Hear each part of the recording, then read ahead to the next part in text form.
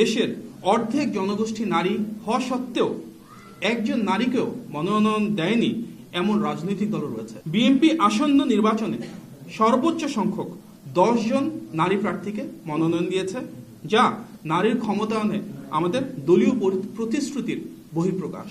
একটি নির্দিষ্ট রাজনৈতিক দলের প্রার্থীরা এবং তাদের বিভিন্ন পর্যায়ের নেতা কর্মী ও সমর্থকেরা ধর্মীয় অনুভূতির অপব্যবহার করে নির্বাচনী প্রচারণা চালাচ্ছেন। সামাজিক যোগাযোগ মাধ্যমে প্রকাশিত এ ধরনের কিছু পোস্ট এবং ভিডিও আমাদের সবার নজরে এসেছে, যেখানে বলা হচ্ছে তাদের প্রতীককে জয়লাভ করানো মানে নিজের ইমানকে জয়লাভ করানো এবং জান ও মাল দিয়ে সেই প্রতীককে জয়লাভ করানো ইমানের দায়িত্ব। বলা হচ্ছে যে দুঃখজনকভাবে বলতে হয়, কবরে গিয়ে বলা যাবে দিন কায়েমের জন্য সেই নির্দিষ্ট প্রতীকে ভোট দেওয়া হয়েছে।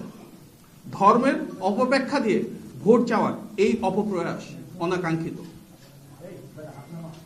এটি দৃশ্যমান যে ধর্মীয় বিশ্বাস ও আবেগকে ব্যবহার করে দেশের ভোটারদের প্রভাবিত করার যে চেষ্টা, সেটি নির্বাচনের স্বচ্ছতা, নিরপেক্ষতা, অবাধ ও সুষ্ঠু পরিবেশকে মারাত্মকভাবে ক্ষুণ্ণ করছে।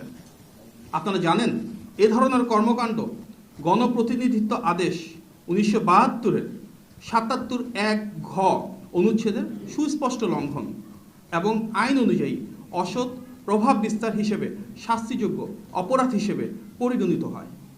তাই আমরা দ্রুত কার্যকর ব্যবস্থা গ্রহণের দাবি জানাচ্ছি।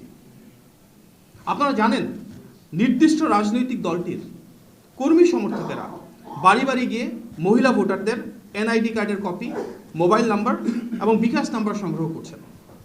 এই বিষয়ে আমরা নির্বাচন কমিশনকে অবহিত করেছিলাম এবং বিষয়টি আমলে নেওয়ায় আমরা নির্বাচন কমিশনের প্রতি কৃতজ্ঞতা জ্ঞাপন করছি।